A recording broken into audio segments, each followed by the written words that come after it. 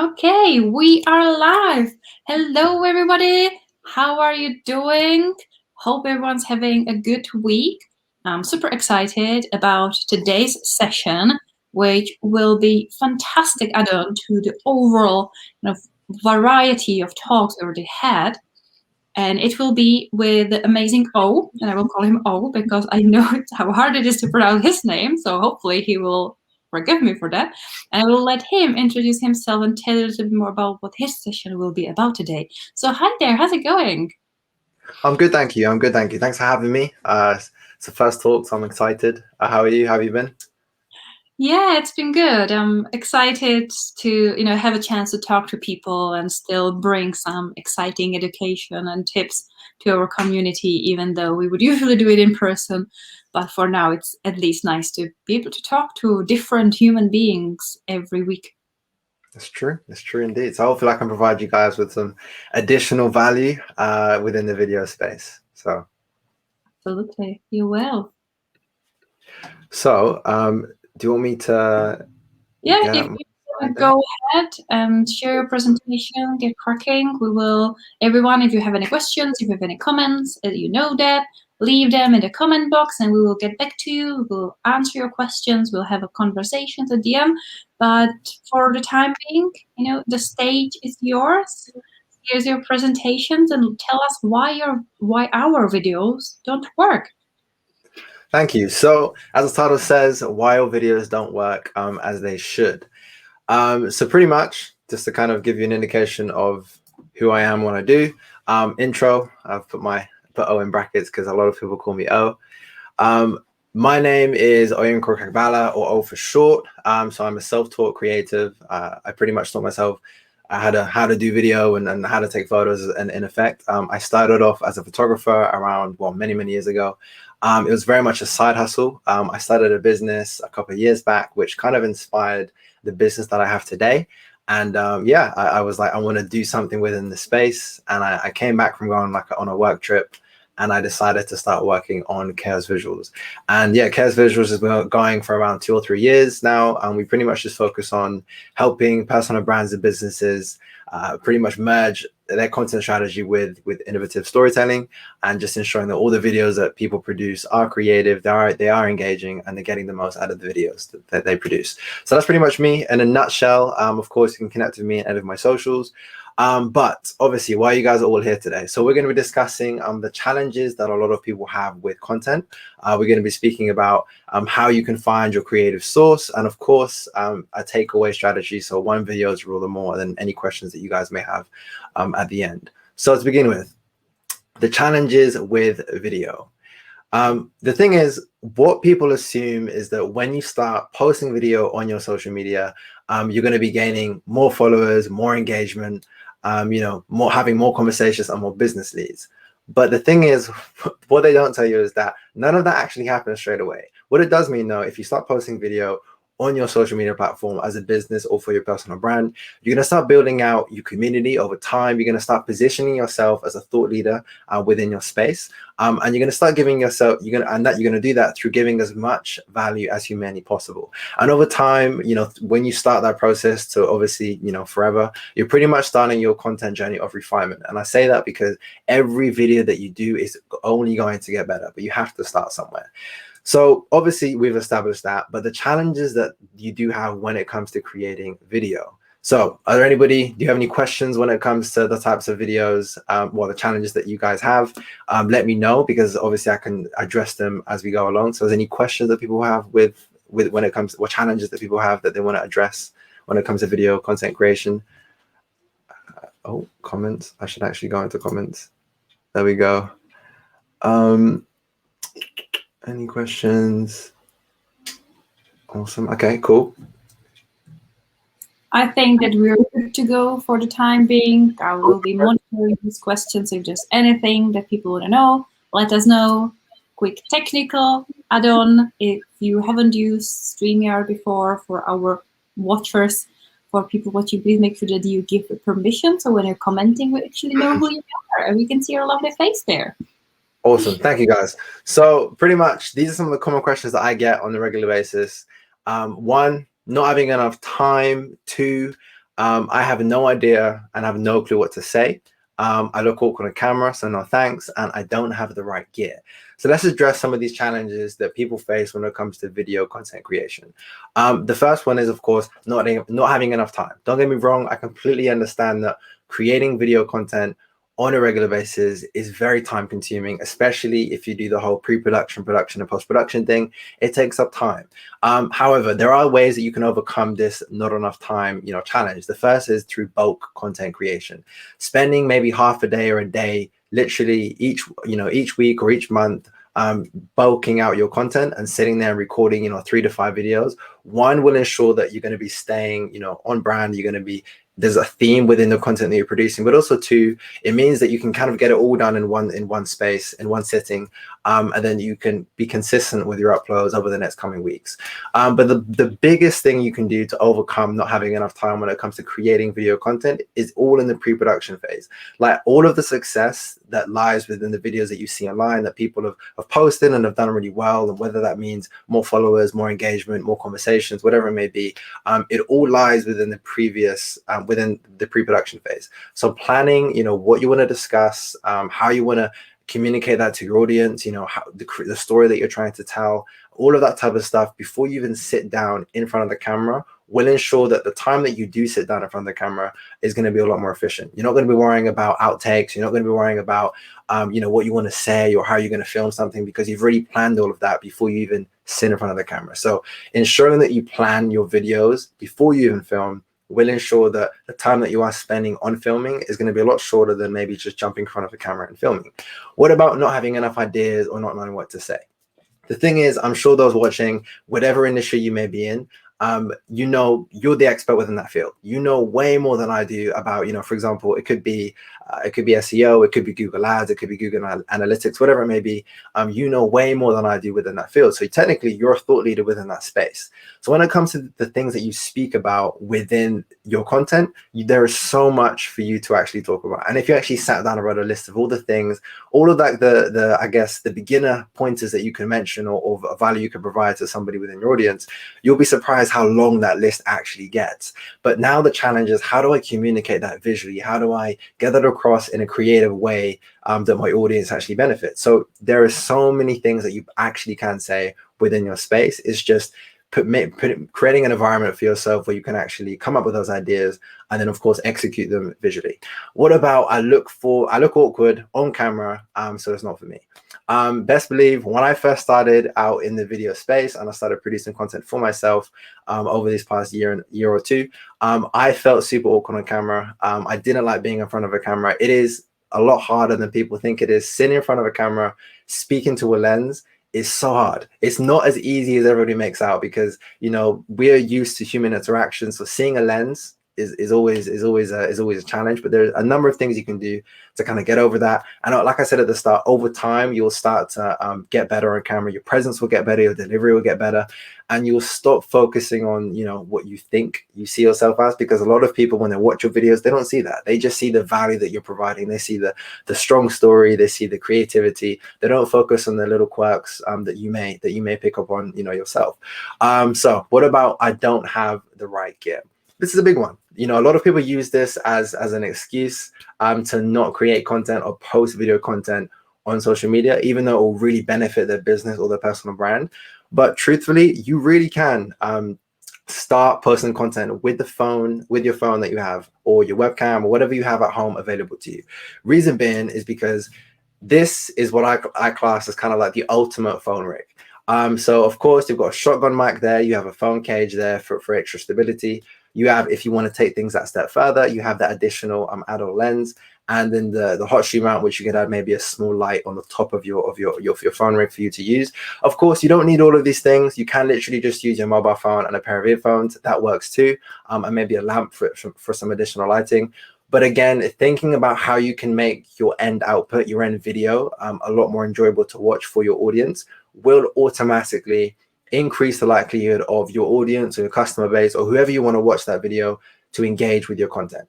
You always want to keep your audience in mind. How do we make this video a lot more enjoyable for my audience to actually watch? So We understand some of the challenges. We've discussed some of the briefly some of the solutions to some of these common challenges that a lot of people actually face. But I guess you must be wondering, how do you find your creative source? So finding your creative source, you may be thinking, oh, what on earth is creative source? This picture, I love it because one, it's just the photos are taken in an amazing way. But on the left-hand side, you have source. On the right-hand side, you have juice. I'm sure right now in your fridge at home, you guys maybe have a bottle of juice or a smoothie of some sort that you guys are using, that you have in your fridge to drink later on. And that juice probably lasts maybe 2 or 3 days. Doesn't last too long. In my house anyways, it doesn't last that long. Whereas on the other side of things, you've got the sauce. HB sauce, ketchup, hot sauce, whatever it is. Sauce usually lasts about, I don't know, 2-3 weeks, sometimes months, right? If it obviously is within the use by date. And it's in your fridge for a long time. But how does this actually relate to the content that you're producing, the video content that you're producing? Well, it relates because we want to ensure that our video content is like the source. We want to ensure that the creativity is consistent. We want to ensure that the creativity lasts for a long period of time, and that when we post a video, it has a long shelf life. You know, when you post something on social media, of course, it goes and comes within 24 hours. But if your video is story driven, if it provides value, if it is creative, people will still engage with that content further down the line. I've had video posts that I've posted that have done really well, and people still engage with them today. So ensuring that, you know, you're touching on these points, which we'll discuss in a minute, you'll be able to pretty much access that creative source, you know, within your business, within your personal brand, that you can use on a regular basis to ensure that you're getting the most out of your video content. So how do we actually do that? That is a great question. Well, we can do that in a number of ways. Like I said, a lot of people feel that they're not creative or they don't have enough ideas. Hopefully this video plays. If not, I will just take you guys through it. But this video pretty much just touches on ways that you can improve your creativity. It talks about being in alpha state mode. It talks about, you know, taking down your ideas, knowing when to pause, getting inspired, and obviously taking a shower. So if I can play it and it works, it would be great. But if not, let me know and I can just talk you through it. We've all been there. We've had good days and bad days. Days where the ideas don't stop flowing, and days where you wish you could just shut your laptop. Trust me, I've been there as well. But I'm here to show you 5 tips to improve your creativity. We need a little bit of music. Because when you're lacking motivation, when you're lacking creativity, we need to get your brain into an alpha state. It's one of the 5 tips I'm going to give you to never run out of marketing ideas. Because whilst you're listening to lo-fi music or study sounds, it gets your brain into this relaxed but concentrated mode where you can hit the sweet spot for your creativity. Let's set this up a little bit. But that's not all. Because when you do have moments of creativity and they come to you, don't let them slip away. Because during a day, we make over 1,000 decisions, experiencing decision fatigue. So the second tip is write those ideas of inspiration down. When they come to you, so your future self can thank you later on, including things like copy, inspiration you gain from other people, and videos and images.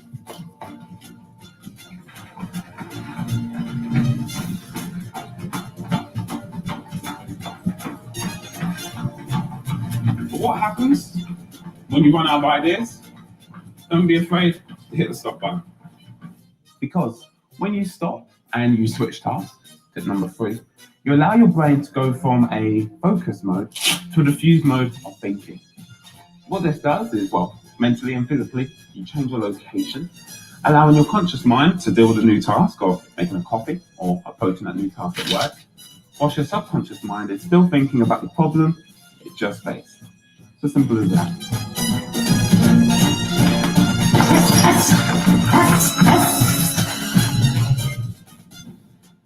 Tip 4, inspiration. Gain inspiration, just like the cat said, good eyes copy, but great eyes still.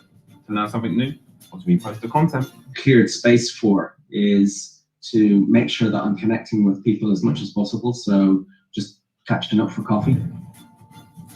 And if all else fails, call it a day and take a shower. Tip number 5. You probably notice when you take a shower, you come up with some of your best ideas. And that's because the water in your skin distracts your conscious mind and your subconscious mind enter a diffuse mode of thinking, which I mentioned earlier, to tap into your creativity. So there you have it, 5 tips to never run out of marketing ideas.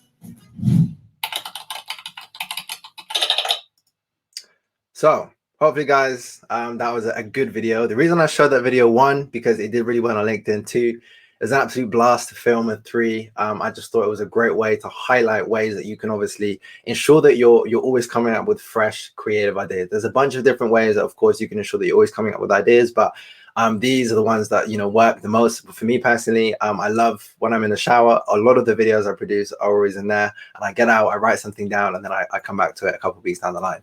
But either way, another factor I obviously wanted to show you guys as well, because I wanted to highlight the fact that we pretty much filmed a marketing video in a gym to get across the points about creativity. And you can do that with any form of content, any idea that you have, whatever industry you're in. You can really think outside the box. Thinking outside the box will ensure that, again, you're keeping your audience in mind, you're keeping them engaged, and that you know, you're getting the most out of the videos that you're actually producing. So of course you may be wondering, of course, okay, oh, we understand all of that, but you know, oh, don't play this again. I'm back. Yeah, how do we do this? How do we ensure that our videos are actually working? How do we make sure that we're getting the most out of our videos and there is some form of ROI?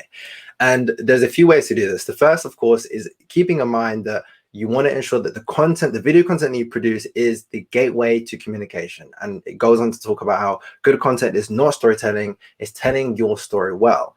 And the reason why I've mentioned this is because within all the video content that you produce, making your audience the hero within your story is the key to basically the key to your success. Simply just because if you empower your audience with the skills they need to solve the problems that they have with the solutions that you're providing within your video content, right?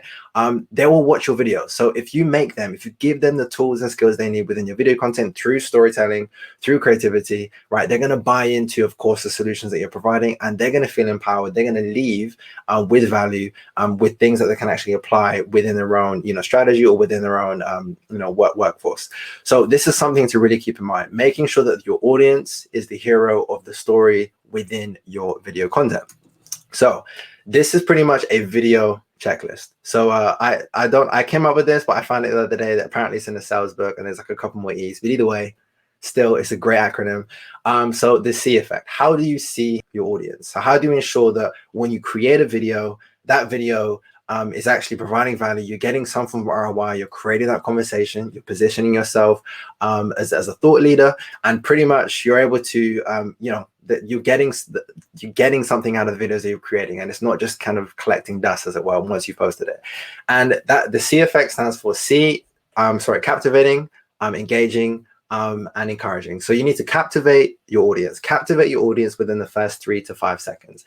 It's a really big thing. You know, there's so much video content out there now, and people are posting more videos and just general posts on social media. In order to cut through that noise, you need to ensure that you're capturing their attention within those 3 to 5 seconds. And a lot of people kind of miss this trick, because what I see a lot of people doing is introduce themselves. Hey, my name is O. Today I'm going to be speaking about, you know, why you should be using video within your content strategy, right?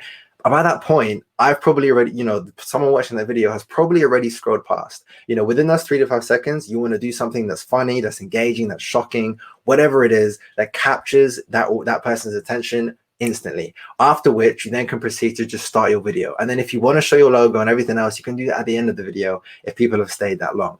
So you want to captivate your audience's attention. What about E? So you want to, if you've captivated their attention, you're then going to encourage them to stay the whole 120 seconds, you know, stay the entire video, because you're like, all right, cool, this video is interesting, it caught my attention, you know, what is he going to talk about? And that's where you need to ensure that you're providing the value throughout the entire video, so that you're encouraging them to keep watching right to the end.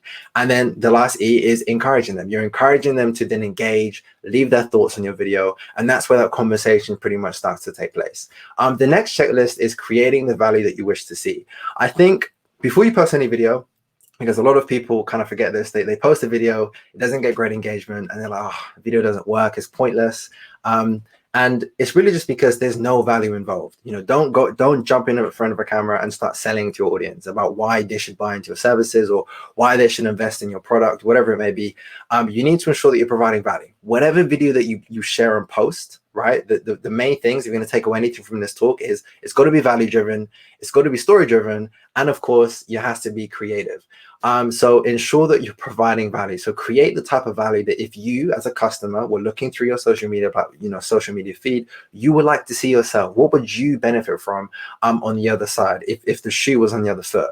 And like I said, you guys can all be thought leaders within your industry, and you can use video to do that. But you need to ensure that you're providing that key value. The third point, are you adding your own unique spin? A lot of people say there's so many people out doing video, or there's so many people doing, X, Y, and Z within my industry. But, if you have two people that you're going to invest in, so you've got Bob and you've got Frank. Don't know why I came up with those names, but I'm going to just roll with it. Bob, for example, doesn't use video. He doesn't post any social media content.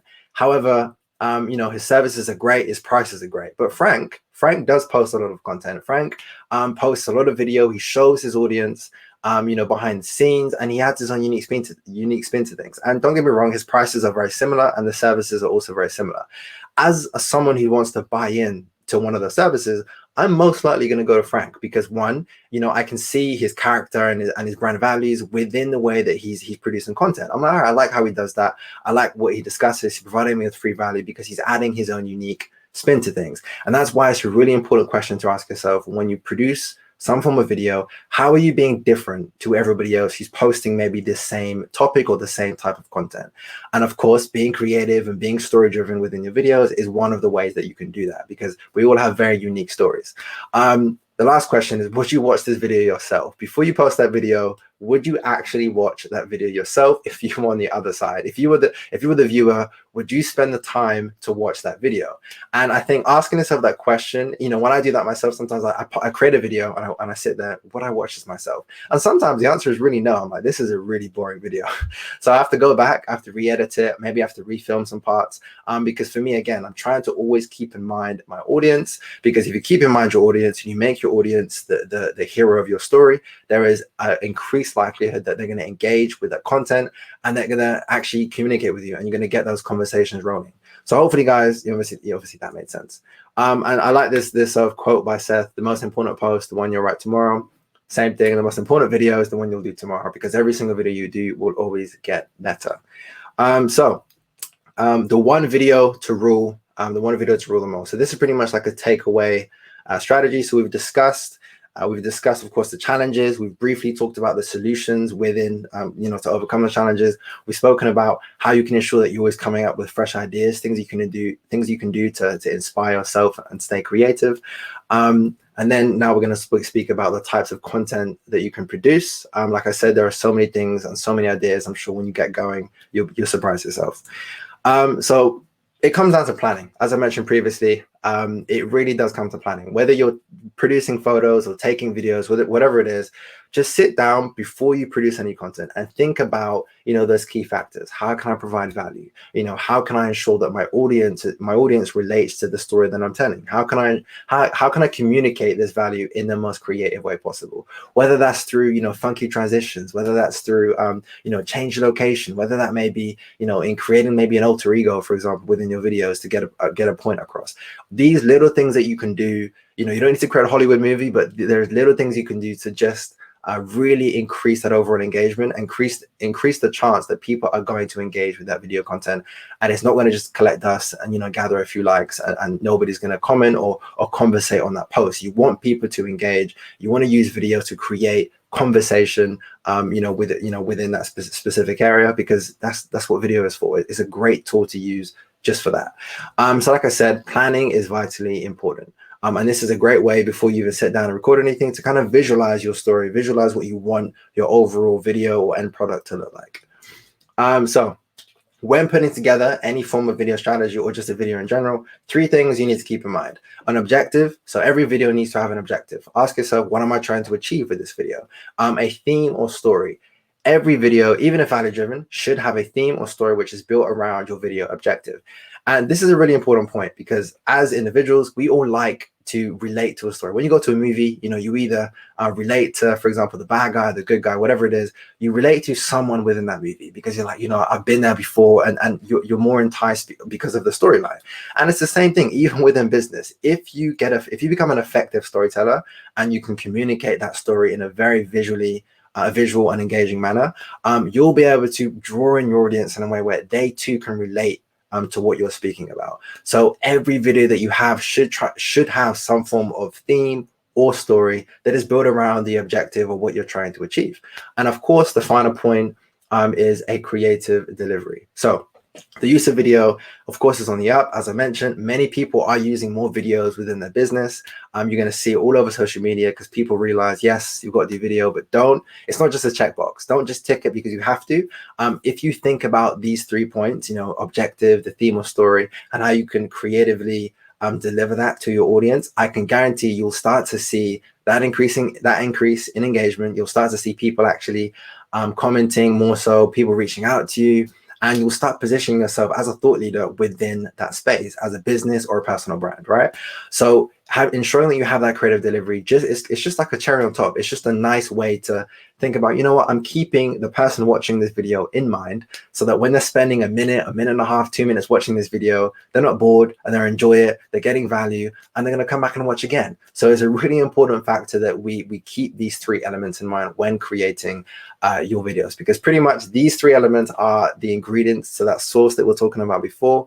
If you ensure that you keep all those 3 things within your videos every time you produce any sort of video moving forward, the shelf life is going to last some time, and you're going to have that creative sauce always flowing throughout all of your content. The final point is pretty much a takeaway strategy.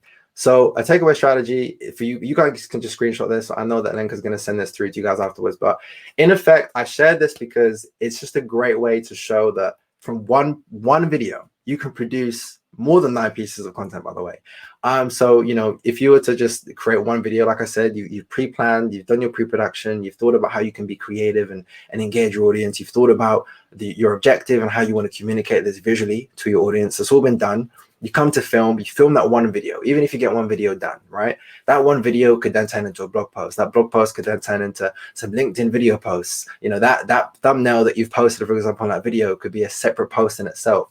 And for me, the reason I put this in here, I know this is, we're going down a different direction here, but I put this in here because I wanted to highlight to people the importance of the power of video, right? With other content, you only can do so much with it, but with video content, you can really get so many other forms of content just from that one video that you produce. If you're spending the time to produce 3, 4, 5 videos every single month, right, that is so much more content that you could be producing just from those individual videos. So hopefully, guys, this all made sense. Apologies if I did speak a little fast, first time in a public talk, but yeah, I hope you guys enjoyed. If you have any questions, of course, please let me know. Thanks for listening.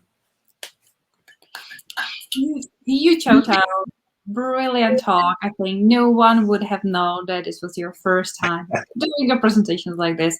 I think that you really need to be proud that you not only know how to create fantastic videos, but you know how to tell people and teach people how to do that too. So thank you. Brilliant.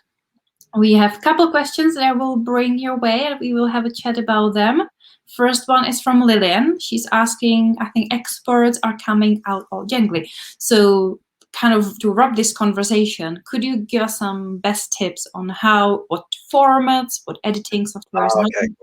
If we put all this effort and we're actually at the end of we're starting from the end, we're at the end of the journey, we have the video, we've edited it, and now we're like exporting it and putting it on social media or somewhere, and it just doesn't look good. Yeah, great question. I saw that and I was like, wait, I'm a little confused, but that makes complete sense. So yeah, I think it depends what software you use. I'm not sure what you're using, Lillian. But for example, I use Premiere Pro to edit a lot of my content, Premiere Pro and After Effects, pretty much the entire Adobe suite.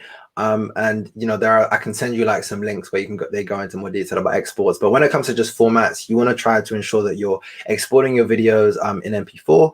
I think 1080p if you can at a minimum, because if you think about it, if you post a video on a social media platform, it's going to be compressed. So that is going to affect quality. So when you're exporting your original video, you want to kind of over export it so that you're exporting it in a higher resolution so that when you're posting it on a social media platform, when it gets compressed, it doesn't look like really bad. Because, one of the things I'm sure if you've posted, when you post a video on Instagram or whatever it is, and you're like, my video did not look anything like that when I actually filmed it. So this is just a way to kind of manage that. When it comes to the actual aspect ratio, always shoot by 16:9, which is just a horizontal format. So again, just ensures that you're getting the most out of the space that you're given on these social media platforms. For example, like LinkedIn, you can post vertical videos, but I would say if you can, film in a horizontal format. But yeah, I think maybe you can reach out to me afterwards. We can just discuss specifically what challenges you're having, what platform you're using, and I can give you a bit more direction in relation to what you can do. So awesome. We have two quite similar questions, at least in my mind are similar. Claire is asking, if we create short form content, for example, Reels or TikToks, how would you recommend, what content would you recommend for that? She is unsure how to be engaging in a short form. And there is a similar question from Alex on advice or nuggets towards getting a message across in a short form reel or ad. Straight after each other, two same questions. So there is something that people want to know. Yeah, no, they're great questions. So it's I think that's the biggest thing. I think it's the hardest thing to do. Being creative and providing a lot of value in a very short space is quite difficult to do. But it does come down to just obviously the planning involved, right? And I think with the ads specifically, I think with ads, you're normally looking around 15 to kind of 30 seconds. And of course, again, if it's, for example, like a product, you always want to highlight, I guess, you want to highlight from the get-go straight out something that's very powerful, very impactful, in line with the music, punchy, that grabs attention. Of course, it differs from product to product, but you just want to use those first 5 seconds. Again, it's all within those 3 to 5 seconds, I think, within the ad space specifically, to grab that individual's attention, or whoever you're trying to sell to, in effect. In relation to the Reels side of things, when it comes to just what type of content you should produce, I think it really varies. I think Reels and Instagram stories are a great way to kind of show, well, Instagram stories are a great way to show behind the scenes. So that's like value-driven content, but in a way where it's just, pick up your phone and you film. Reels, you can get super creative with Reels. You can take more of the educational route where, it's just short, very, very value-driven snippets, where I do a few of those. Or at the same time, you could, for example, put together something that's just pure B-roll. And that's a way to get creative. You take loads of cool B-roll snippets, you piece them together, you add a nice voiceover. You're still providing value, but visually it's very enticing, it's very enjoyable to watch. And of course, there's a bunch of stuff on Reels and TikTok that you can use when it comes to the way that you edit things. But it's just thinking about again, your audience. And I think what I love people do this a lot, and I love watching these types of videos, even with talking heads, getting really creative with transitions. If you're doing like a talking head, for example, and like I'm sitting here talking to my phone camera to post on a reel, within, let's just say, my 3 paragraphs or 3 short sentences that I want to say on camera, I maybe will transition maybe like 2 or 3 times. So I say one line, and then I transition to a completely different location. I say my second line, and then I transition to a completely different location, and I say my third line. Doing that, it seems really fluid. It seems like you've just said one, long piece of I guess, of whatever you're speaking about. But visually, it's really great to watch because you're getting funky with transitions, whether you're whipping up and down to the side, left and right. Maybe your clothes are changing color, or you're changing, whatever it is. Like, these are the types of things that you can think about, because not every talking head has to be, a Hollywood movie. You don't need to go, you don't need to do the most. But it's just about, you can just sit and record a video and talk to the camera, but it's just about how can you visually make that a little bit more interesting. So if you address the what you need to say first, and then think about, okay, cool, what 3 things can I do to maybe switch up my angles or my colors, whatever, maybe that's some of the ways that you can make those types of videos a lot more interesting. Hopefully that answers the question, guys. Yeah, absolutely. Great stuff. So you touched on this question a little bit. I think there might be a little bit more that you can share. It's how to be efficient with creating videos. So we talked about kind of batch creating, but are there any clever time-saving tips, apps, or software that you could recommend? Time-saving tips. If I had any, I'd be doing it myself now. No, I think the biggest thing is just bulk creating. If you spend time, for example, on a Monday, spend an hour or 2 just planning your videos out for the month ahead. And then of course the next week, or whenever you get time, spend like literally just half a day, just do all of your videos in one hit. I think if you do one video at a time, it takes some time to get into the swing of things, get into the flow of things, get your things set up and recorded and all that other stuff, with retakes. So I'd probably advise that if you want to produce video content consistently, let's just say you take the month of April to prep yourself for the entire month of May. So like within April, plan all of your content, and then spend like a half a day or a day filming all of your content. and then you'll always be a month ahead of yourself. And then you post all of that content in the month of May, which means that you're always going to have time. You're not going to be stressing because you need to get another video out, and you'll just allow yourself to have that space and mindset where you can think more creatively, and you can like really just plan out your video. So yeah, the best, I guess, time saving tip when it comes to creating the content, just bulk create. When it comes to apps and software, one thing to do with your videos, ensure you have subtitles and caption all your videos. And you can do that by either using Revs or using Get Subly. So I use both. I've used both in the past, and Subly is a great platform to use. It's super fast when it comes to getting your video subtitled. What's great about it as well, if you don't have any editing application for you to, for example, like add an actual subtitle SRT file, which is a subtitle file, you pretty much can just upload your video to Subly, and then Subly will add your subtitles for you on the video, and you can change like how it looks, you know, the color of it, for example, the size, the font, which is a really great tool. So Subly, if anything to take away from this, is a great tool to have when it comes to the subtitling side of things.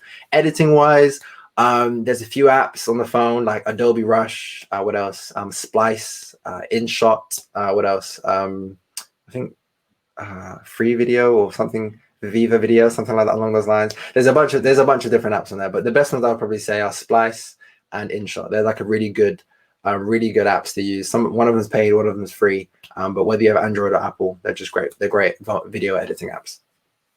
I absolutely love the advice of kind of bulk creating, because it even comes not only for video, but for anything. If your medium is copy, if your medium is podcast, it definitely comes from, you know, the science of neuroscience and everything that says that we can't multitask. We are simply switching from task to task, and every switch just takes a lot of load on our brain and makes us less efficient, less effective, and less creative. So actually, by doing this in a bulk, you're not only obviously giving yourself the luxury of then having the content ready for a month ahead, but you are really putting yourself like in the best position to win and have really creative content, because you're working with your brain, not against your brain. Yeah, I like that. I like that a lot. Working with your brain, not against it. And to add to that, I guess, is make your content work for you. You know, don't work against your content. So you don't want to produce stuff and then you're trying to make it work because you didn't give it much pre-thought, or you didn't plan before you started filming, or you know, you take up so much time. So you want to always make your content work for you, your needs, and your business. So. And you touched on earlier on the repurposing, and I think repurposing is such a, you know, having not only a plan for the creation, but having a plan for the production and the promotion and repurposing. We did have a great talk last year from Sarah Moore, who is the queen of content and a queen of repurposing. And she is an Aussie videographer, so she definitely starts with the video. And she shared some brilliant insights into how you really can then repurpose. And if you create one main video for your LinkedIn or somewhere, how do you make sure that you get the most out of it? And you mentioned that you're using Subly for kind of the captioning and stuff.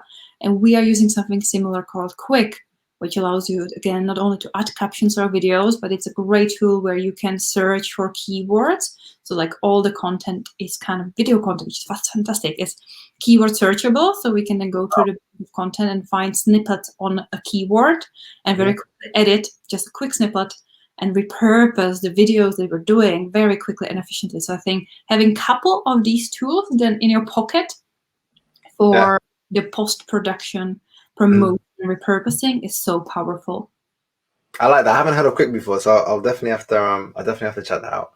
Yeah, check them out. They're cool. They started as a competition to Rev, doing mainly just the captioning, and they are more the two. You can burn the captions to video, but they have brilliant software this year that allows you to upload like tons. Like you have such a huge bank of videos, you can upload all your videos, and then all of it is keyword searchable. So you can just search a keyword or a phrase, and it will show you all the videos that include that keyword, and you can cut it and very quickly caption, burn, publish, which is absolutely life-saving. There's something similar. There's something similar to that. I think there was, I don't know what it's called, but it was one of those things where it is keyword searchable too. But I think I spoke to one of the guys, sent me through like a, you know, when they take you through like a user experience type thing, a video, and it was a bit too expensive because it was more based for like, I guess, bigger agencies or businesses. But what was great about it was that the technology they were using would take, for example, your 10-minute video, and would actually snip and actually cut up for you the snippets, for example, and then add captions, add a title. And I thought that was mad. They would take like 10 seconds. They'll just like, actually just cut out 10 seconds, but you wouldn't have to do it for yourself. You would just say these keywords, X, Y, and Z, and it would just literally just, you know, chop and trim it all up and then share it for you automatically on the platform. I know that Gary Vaynerchuk was using, he was using it on one of his linked Twitter profiles, for example, and that's what it was telling me. And they were taking me through, you know, how he was using it, or sorry, how his agency was using it. And I just thought it was mind blowing because it allows you to get so much content out with very minimal work. But yeah, well, it's crazy technology. And I think there's more technology like that coming very soon. We're on the edge of where the artificial intelligence will be able to do lots of these things for us. But we still need to create the videos. We still need to create the kind of corner store piece and have the quality bank of videos. So that's why I'm like, yes, do this. Another question from Lillian: would you recommend lapel mics? Good question. So yeah, I 100% recommend lapel mics. I think if you're got a mobile, if you're filming on your mobile phone, they're just a great budget-friendly option. I use lapel mics with my camera setup, and of course when you're filming, wireless lapels and whatnot. But yeah, no, it's just a great budget-friendly option. I think if there's anything that you want to improve within your videos to begin with first, it's probably your audio.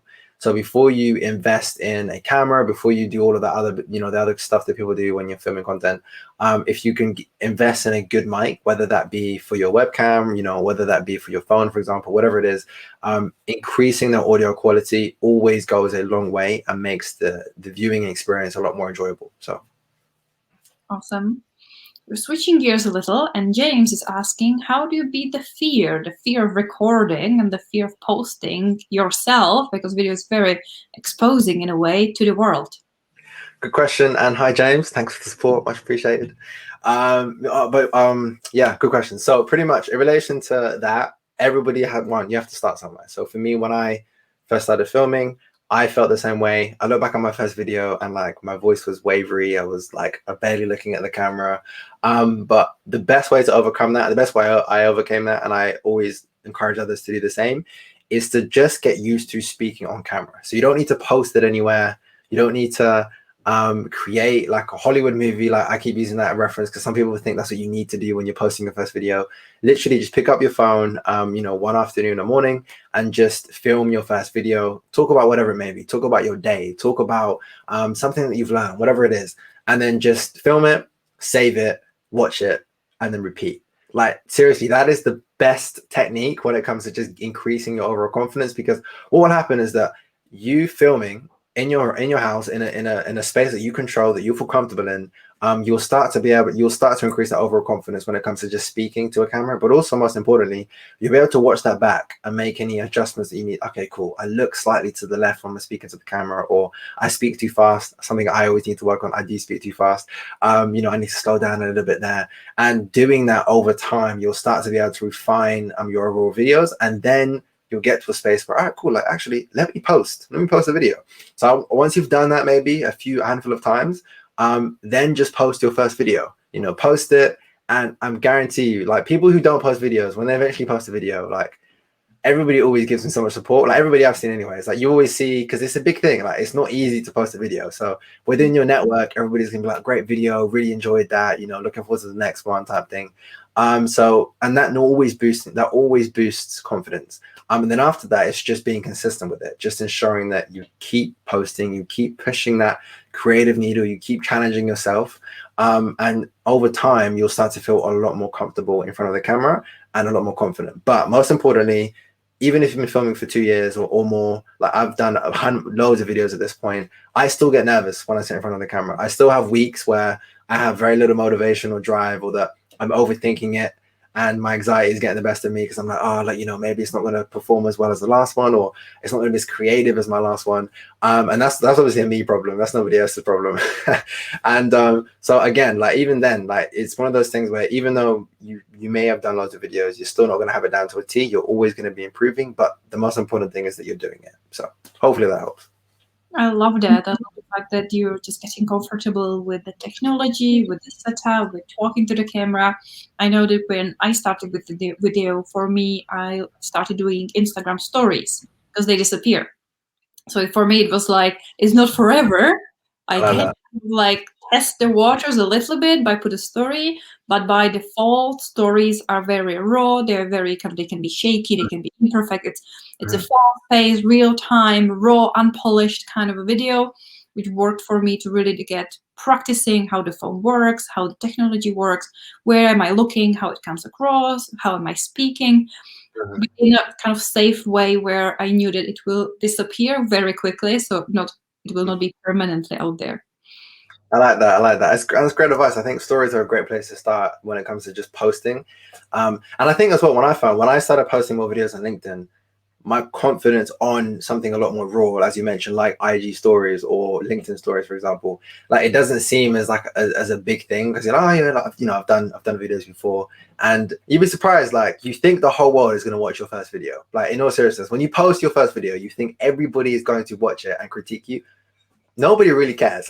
Like, so having that mindset, I'm like, actually, you know what? No, you know, I'm probably not going to get loads of views. That's okay. It takes off the pressure. It doesn't need to be perfect. It doesn't need to be silky smooth. You just have to enjoy the process. So yeah, I really do like that. I like that a lot. Yeah. Talking about LinkedIn video, we have an interesting question from Eva asking, do you think that video content is actually appropriate on LinkedIn? That she's seen comments on that platform recently that users prefer text. So what is your view? Because video is your main medium. It is. Great question. Well, my in short answer, I think is very appropriate. And I would say that simply just because I've grown my whole business on posting video content on LinkedIn. Of course, I post other forms of content, but for reference, like when I first started, I think I started posting properly last year, 2020, beginning of 2020, when I was working full time. I was posting like 4 videos a week, and that really took it out of me. I was posting like literally Tuesday to Friday, a new video every single day. And then that dropped down because I just couldn't keep it up anymore. Then I went on like a long hiatus for like a month, 2 months. Then I came back and I was like, you know what? Let me just post 2 videos a week, and I'll fill in with text posts and image posts. But what I love with the latter is that it obviously it switches things up. People have something to look forward to in my content. But yeah, I always say video is very appropriate on LinkedIn because it's the best place. The platform is for business, right? Ultimately.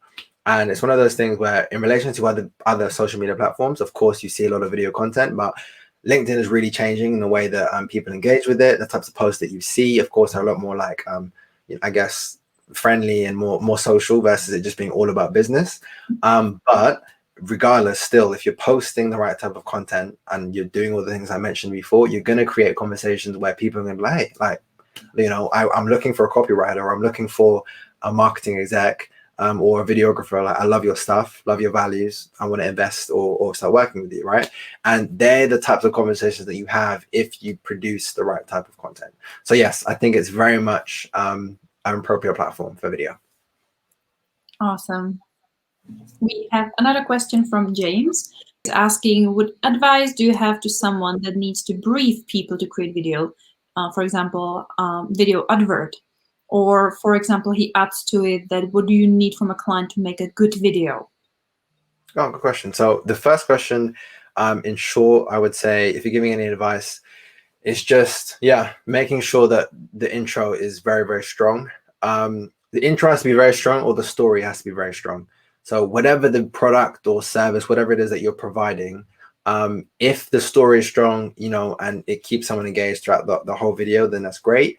But if you don't have a strong storyline, just ensure that the intro is just starts with a bang, and that it's just creative. Like, I know I say that very loosely, like creative can mean so many different things, but it's hard to, I guess, be specific in relation to like the entire ad space. But yeah, if I'm anybody who's asking me about video ads, I'm always just saying, you know, the shorter the better, the more creative the better, but just focus on that introduction. In relation to the second question, in relation to, what was it again? Giving advice. Yeah, there we What do go. you need from a client? So when you're working on a brief or when you're working as a consultant with a videographer, what it is that actually you need from the client to make a good video? Yeah, so before I do any video, I always have like a consultation with them in effect. So I always speak to them and find out what they want to achieve, what's their objective, what is their objective, because I think it's hard to create any sort of story or I guess shot list if there is no purpose to the video. If you just want to create video content for the sake of it, you're going to be shooting blanks. Whereas if a business says, hey, like I want to create a promo video that highlights my services, but it's not too salesy, for example, but also highlights, you know, the value that we have to provide and how we can help our customer base, right?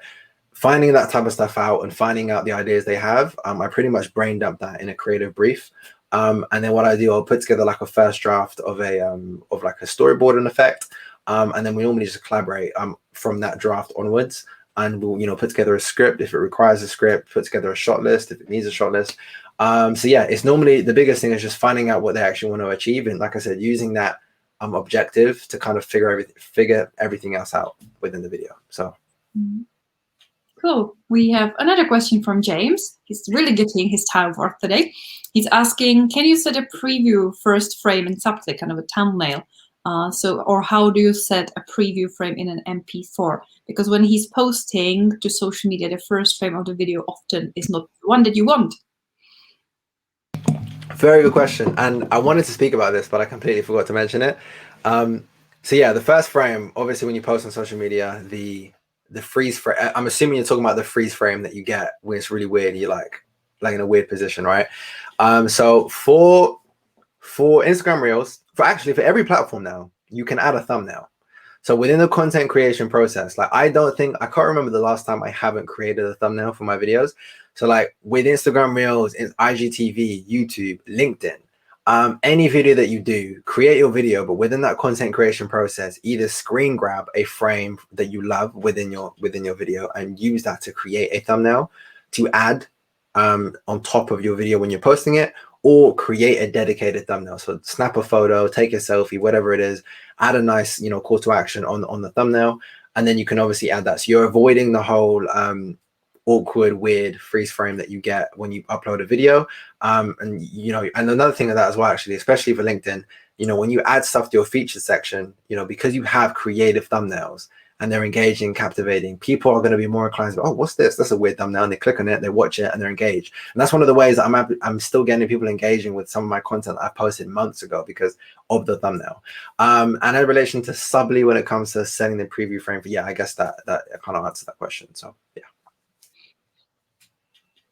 Awesome. So I think James commented simple yet powerful on your earlier advice. Here comes James' video journal just for James. So I would say can't wait to see it, but I will never see it. So good luck with that, James. I'm looking forward to it, James. Thank you. Thanks for all the questions too. Much appreciated. Yeah. I want to say a huge shout out for everyone who's watching. If you're watching the replay and you have any questions, then make sure to connect with O on LinkedIn and hit him up if you have any further questions, and just let him know if you want to help with your videos. Then make sure that you get in touch as well. Oh, more questions coming. Awesome. Lydia is asking, how long does it take you to make a video start from finish, from pre-production? Good question.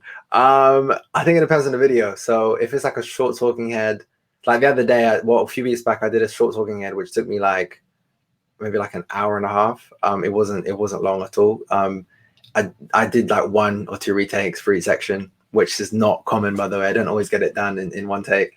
And yeah, but then there's other videos that take me a lot longer. So I think I try to, within a day, if I'm filming, I try to get 3 to 6 videos done. So if I'm setting time aside to film, I may start like at 10 and I pretty much may finish at like 4, 5 o'clock. It depends, but that's me getting like, yeah, 5 or 6 videos done in one hit. And that's like B-roll and that's doing retakes and changing my lights around in the house and stuff. But other times I can be super lazy because I can't bother to do that because I do that for everybody else. I just get my phone, I get my video camera, I keep it super basic, and I just put a lapel on and I just say what I need to say, and I don't faff about with any of the other stuff. So it really just depends on the video itself. Yeah. I have a question. Do you have a favorite video of yours that really not necessarily performed the best based on the numbers, but that you really enjoyed making, or that you really thought was something different, that maybe you got the best quality of comments, or maybe you got the most leads? But if there's a video that you're like, this is my favorite. Good question. Have I got a favorite video? I think favorite video. I think there's one video I just enjoyed making a lot, and that was one I just spoke about, just because it wasn't anything crazy, and it did okay. It performed okay. And it was when I was just talking about, I think it was managing expectations, managing client expectations. And that one, I think I enjoyed it a lot because I tried to record it the first time like a couple weeks before. And the reason I redid it was because I actually was out of focus. It was so annoying within one of my recordings, and I was like, ugh. So I had to do it all over again. But the first time I did it, I didn't like it that much, but I spent the time recording it, so I was like, I'm gonna just edit it. But when I did it again, I didn't overthink it. I didn't give it too much thought. I literally just spent an hour and a half. I, recorded in 3 locations, did 1 take. I got creative with the transitions. It was fun to make. I came across well. I didn't have a script. I was just, spoke off the top of my head. And yeah, it was just great. So I really enjoyed, I guess, doing that one and filming that one. But when it comes to, I guess, another video that I've guessed did really well, and I enjoyed working on as well, I did a rap video a while back with some friends in America, and that performed really well on LinkedIn. So that was good fun. And that was just, yeah, again, I did like a rap about why you should be using video. It was super corny, I'm not gonna lie to you, but I'll probably do one again because people love it. So. And that's kind of the reason for my question, because one of my favorite videos of yours is the one when you have like 3 different personas, and it's kind of a TikTok style, fast paced, or switching between these people. And it's a kind of a fast pace, and James is the same. They are the videos where you do multiple personas are the favorites. And that must take a lot of time and really planning where the crossovers will be between those individual scripts. So if we can sit on this video for a second, this concept of a video, could you break it down for us, please? Yeah, of course. So alter egos are a great way to spice things up within your video content. I think if you're like a one-man band, or you have a, you're trying to provide as much value as you can, doing it in a way where it's like, I guess, you're not being salesy, but at the same time you're kind of highlighting problems that people have, and then you're providing solutions in the same, all within the same bubble. It's really genius.